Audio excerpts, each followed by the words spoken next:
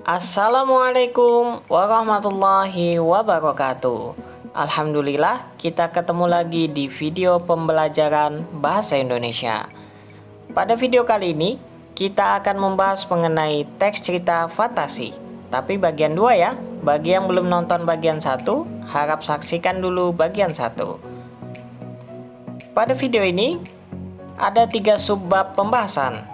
Yang pertama, struktur teks cerita fantasi.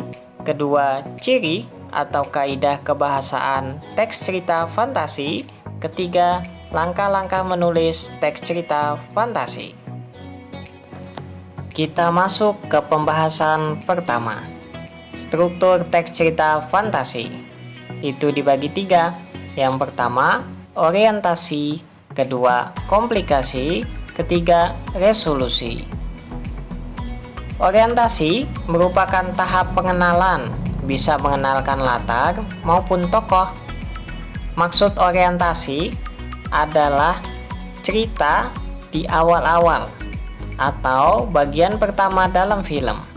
Biasanya memuat tentang di mana cerita itu terjadi, kapan cerita itu terjadi, dan siapa pelaku dalam cerita.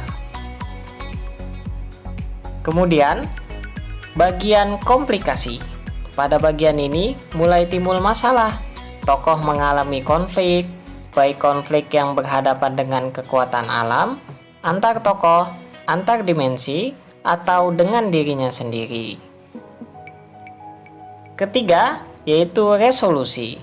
Pada bagian akhir ini, masalah tadi sudah ditemukan solusinya atau sudah endingnya, bisa berupa happy ending atau sad ending. Tapi dalam beberapa film di Hollywood misalnya ada ending gantung. Contoh ketika film Krokodil. Krokodilnya sudah mati misalnya. Kota sudah tenang.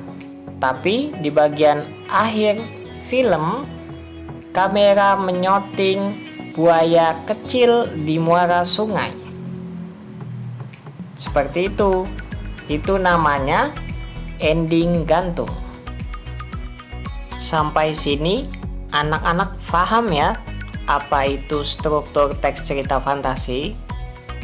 Selanjutnya kita akan membahas mengenai kaidah kebahasaan teks cerita fantasi. Yang pertama, penggunaan kata ganti. Penggunaan kata ganti merupakan kata yang menggantikan suatu benda, orang, atau hal lainnya. Contoh, aku, dia, si kancil, Optimus, Neo, Doni, dan lain sebagainya. Bahkan, dalam teks cerita fantasi bisa menghidupkan benda atau hewan, dan kita bisa memberi nama benda tersebut. Kedua, penggunaan kata dengan cerapan panca indera. Ini sudah kita bahas tuntas di pembahasan teks deskripsi.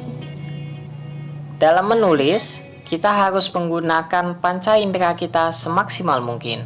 Penglihatan, pendengaran, penciuman, dan lain sebagainya. Agar pembaca dan penonton merasakan tentang suasana dan keadaan di dalam cerita yang kita tulis. Ketiga, penggunaan diksi dengan makna kias dan makna khusus. Sebagaimana kita ketahui, makna kias merupakan kata yang tidak mengacu pada pemaknaan yang sebenarnya.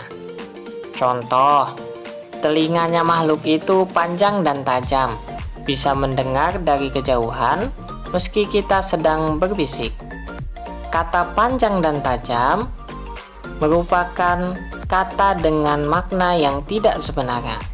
Karena makna sebenarnya panjang ialah berukuran jauh, sedangkan tajam mudah mengiris atau mudah melukai. Tapi kata panjang dan tajam di sini memiliki makna bisa mendengar dari kejauhan meski kita sedang berbisik. Kalimat kedua menghususkan makna dari kata panjang dan tajam. Keempat, penggunaan konjungsi urutan waktu. digunakan untuk menandakan datangnya tokoh lain atau perubahan latar. Contoh, setelah itu, seketika, sementara itu, lalu, akhirnya, dan lain sebagainya. Sampai sini paham ya? Ada 4 kaidah kebahasaan. Kita lanjutkan ke nomor 5. Penggunaan kata atau ungkapan keterkejutan digunakan untuk menggerakkan cerita atau memberikan unsur emosional pada cerita. Contoh, tiba-tiba banyak lampu menyorot dan terlihat benda terbang seperti piring berdatangan. Kata tiba-tiba merupakan ungkapan keterkejutan tokoh dalam teks cerita fantasi.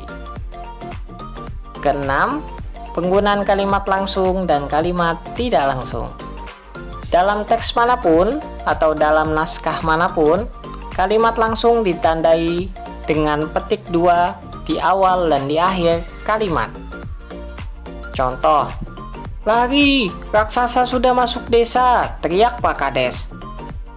Yang diungkapkan Pak Kades itu harus ditandai dengan petik 2. Tapi keterangan yang berisi teriakan Pak Kades atau penjelasan peristiwa siapa yang ngomong itu tidak perlu diberi petik 2. Sedangkan kalimat tidak langsung itu langsung saja tokoh lain atau penulis ceritakan. Contoh, aku tidak bisa berkata-kata lagi. Saat Bona teriak, aku langsung menuju ke sini. Jadi, kejadian, kalimat, dan lain sebagainya penulis yang ceritakan. Sampai sini, paham ya kaidah kebahasaan teks cerita fantasi. Dalam video kali ini, Bapak berharap anak-anak bukan hanya bisa menelaah, tapi juga bisa menulis teks cerita fantasi. Adapun langkah-langkahnya, yang pertama menemukan ide penulisan. Untuk menemukan ide penulisan, anak-anak bisa berwisata ke museum atau ke kebun binatang atau memperhatikan hal-hal yang terjadi di sekitar rumah kalian. Seperti kucing, tikus, itu juga bisa menjadi ide penulisan. Langkah kedua, menggali ide cerita fantasi melalui membaca.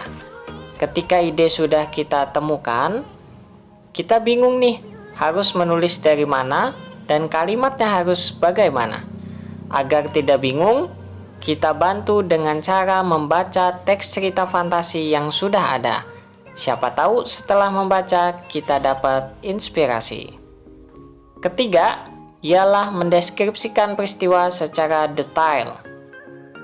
Ketika kita sudah mendapatkan inspirasi, kita sangat ingin untuk menulis, maka kita tuliskan peristiwa dari satu ke satu secara detail.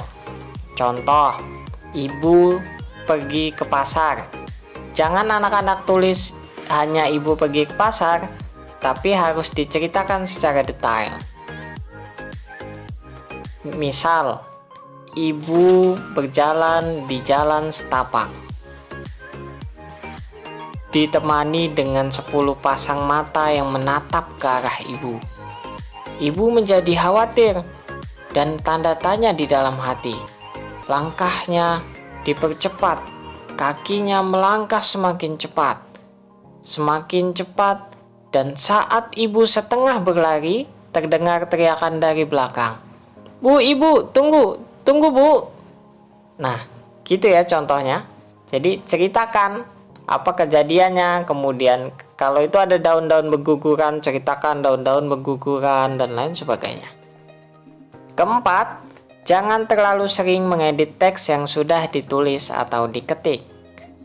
Ketika anak-anak membuat teks cerita fantasi, anak-anak menggunakan imajinasi. Imajinasi erat kaitannya dengan otak kanan, sedangkan mengedit, membenarkan tulisan yang typo, atau melihat apakah katanya sudah cukup bagus atau tidak, itu membutuhkan teori. Teori erat kaitannya dengan otak kiri. Ketika banyak menggunakan otak kiri, secara otomatis imajinasi kita akan berkurang. Oleh sebab itu, ketika anak-anak menulis, jangan pernah mengedit sampai teksnya selesai. Kalau anak-anak mentok, nggak punya ide lagi, silahkan tutup lembarnya, silahkan tutup laptopnya, cari ide, dan kemudian kalau sudah dapat, tulis lagi teksnya, tulis lagi naskahnya, hanya boleh membaca satu paragraf sebelumnya. Jangan mengedit teks-teks yang sudah ada, bahkan mungkin jangan membaca dari awal. Sampai sini, paham ya?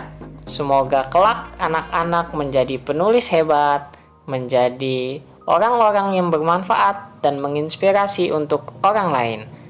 Bapak akhiri, Assalamualaikum warahmatullahi wabarakatuh.